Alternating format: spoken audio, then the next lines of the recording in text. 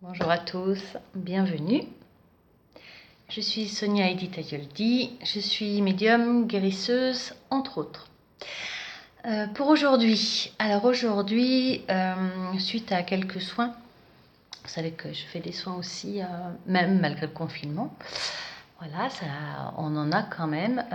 Je fais des soins par téléphone, donc il n'y a pas de souci d'être près des personnes dans ces conditions-là, ce qui peut aider beaucoup.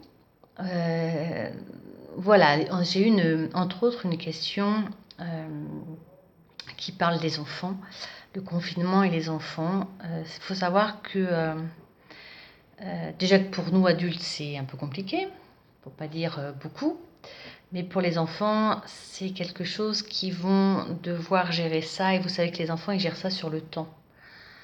C'est souvent après qu'il y a que les choses se débloquent. Voilà.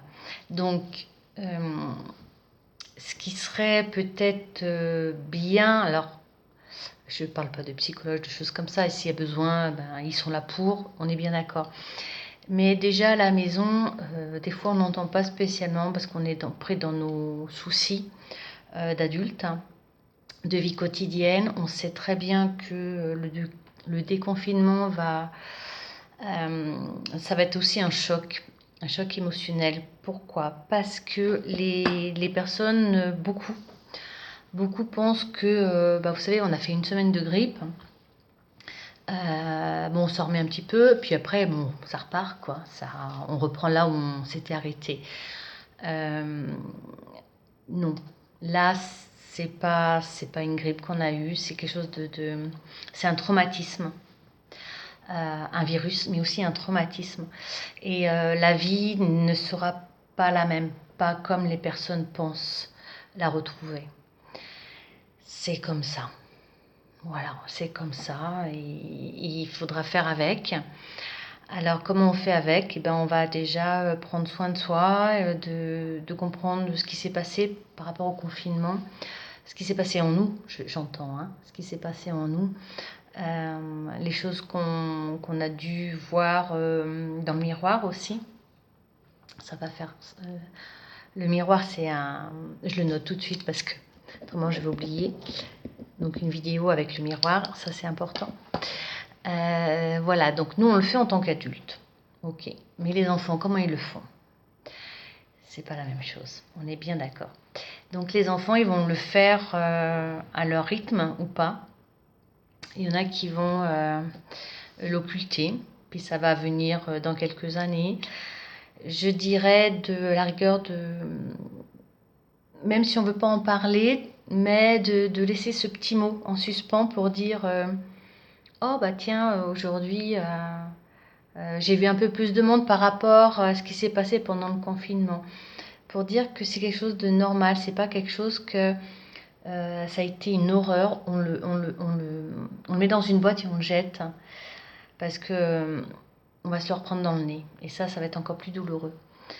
Les traumatismes, c'est ça, si on ne les gère pas doucement, au moment présent, qu'on les enfouit, et en fait on n'enfouit rien du tout parce que la vie elle continue. Et ce bobo qu'on avait eu avant, je vais essayer de ne pas bouger, je vous jure, j'y arrive pas. Le bobo qu'on a eu, on l'a mis dans une boîte.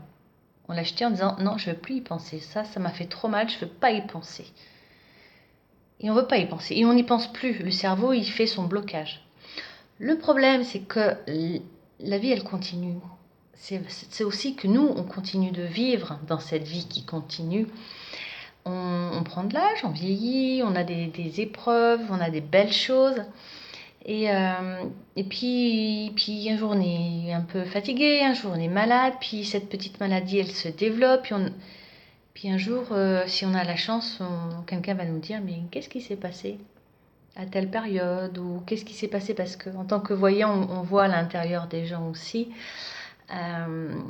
Donc moi ça m'est arrivé dans des soins de dire vers tel âge, où il y a eu telle chose, où je vois une image, je vois un conflit, enfin on ne peut pas savoir à l'avance, c'est vraiment le souvenir, la mémoire que la personne a en elle et sur elle. Donc là, si cette personne, elle a cette possibilité, elle a cette chance de l'avoir le plus tôt possible, bien sûr, et ben elle va dire ah oui, mais non, j'ai pas envie. Et ça va faire son chemin. Le fait de, j'en ai parlé dans une vidéo, affronter ses peurs, enfin je sais plus, dans les premières vidéos, et c'était, voilà, ben on a une peur, on a une maladie, on a un traumatisme, qu'est-ce qu'on en fait? Et ben on prend le stylo, une feuille, on l'écrit ce traumatisme, on lui donne par le verbe une consistance, ça devient plus qu'une émotion interne, ça vient un verbe, une énergie physique, parce qu'on peut voir sur sa feuille, sur son cahier, ce qu'on a écrit. Et ça lui donne une autre valeur. Et là, on va pouvoir gérer cette valeur. Et alors, ça ne se fait pas du jour au lendemain, on est bien d'accord. Ça se fait aussi dans un accompagnement. Ouais, un psychologue, un thérapeute, voilà. Donc les gens, ils vont en fonction de ce qu'ils ressentent, et surtout faites en fonction de ce que vous ressentez à l'intérieur. Et voilà, donc en tant qu'être adulte, on sait qu'on peut avoir des aides. On les prend pas, on est prêt, on n'est pas prêt. L'enfant, ça va être compliqué parce qu'il va se mettre dans son monde, dans sa bulle. Et si on n'est pas là ou si on ne voit pas les petits signaux qui sont infimes parfois, et ben, il va passer. Il faut savoir aussi, et c'est une façon de rassurer, on est bien d'accord, mais c'est vrai que des fois on ne voit pas certains signaux pour nous-mêmes, pour les autres. Et on se dit oui, si j'avais vu, si j'avais su, si j'avais compris. Vous savez, le si je coupe du bois, voilà, si je mets Paris en bouteille, avec les si, on en fait des choses. En fait, il faut savoir qu'on a chacun notre chemin de vie. Et dans ce chemin de vie, on est là pour apprendre des choses. Alors, je vais faire très très simple. On fera une autre vidéo par rapport à ça, le chemin de vie. Ça veut dire que ce que on vit par rapport aux épreuves et aux belles choses aussi, ça va nous apporter des compétences, ça va nous apporter, je dirais, de l'engrais. Vous savez, de l'engrais pour fertiliser tout ce qui vient après. C'est ça la force. C'est ça la force. L'énergie puissante, c'est ça. C'est de dire, bon, bah, de quelque chose qui m'a blessé, qui m'a meurtri, qui m'a mis à terre, qui m'a détruit aussi, eh ben, je ne sais plus qui a dit, c'est un proverbe, hein, sûrement, je ne sais plus, qui a dit dans un tas de fumier, on peut voir pousser une fleur. Vous voyez, c'est simplement ça. Des choses qu'on va dire, oula, le fumier, c'est pas quelque chose de... Eh bien si. C'est vous, c'est votre regard que vous portez dessus qui va faire si c'est du positif ou du négatif, tout simplement.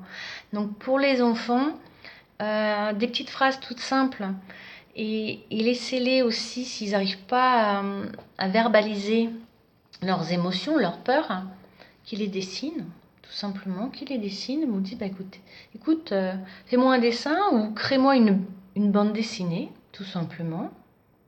Ou fais-moi un petit scénario comme si tu voulais écrire un film, un dessin animé, comme si tu voulais écrire une pièce de théâtre. On s'en fout, c'est le support. Ou même dans une peinture.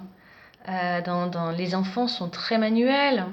Et ben, achetez-leur des maquettes pour qu'ils créent quelque chose. Ça va les libérer.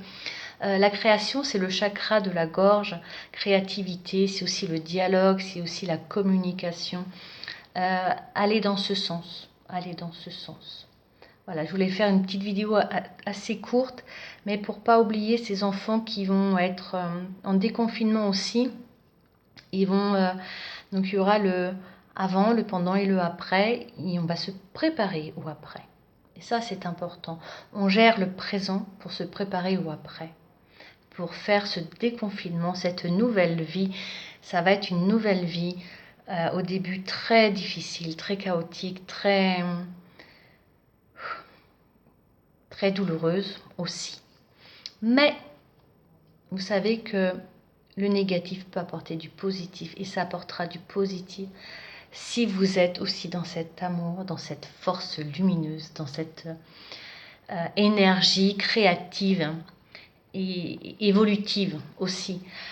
Alors, respirez, respirez, ayez foi, ayez foi, ayez foi et faites de belles choses. Tout simplement. Amour à vous.